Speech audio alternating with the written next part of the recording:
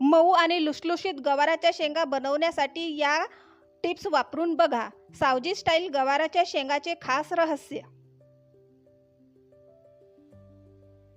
गवाराच्या शेंगा स्वच्छ धुवून घ्या. दोरे काढण्याची गरज नाही. कढईत तेल घेऊन मोहरी, जिरे आणि भरपूर लसूण घालून फोडणी करा. या भाजीमध्ये कांदा, टोमॅटो, आलं लसूण पेस्ट किंवा कोणताही गरम मसाला वापरला जात नाही.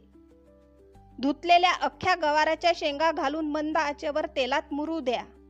शेंगा अर्ध्या शिजल्यानंतर फक्त हळद, मीठ आणि लाल तिखट घाला. थोडेसे पाणी घालून झाकण ठेवून पूर्ण शिजू द्या. शेवटी कोथिंबीर घालून गरमागरम सर्व्ह करा.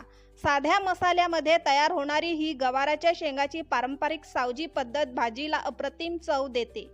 अशाच माझ्या किचन टिप्स जाणून घेण्यासाठी माझ्या चॅनलला सबस्क्राईब करा. व्हिडिओ आवडला असेल तर लाईक करा, शेअर करा आणि कॉमेंट करा. या पद्धतीने गवाराच्या शेंगा करू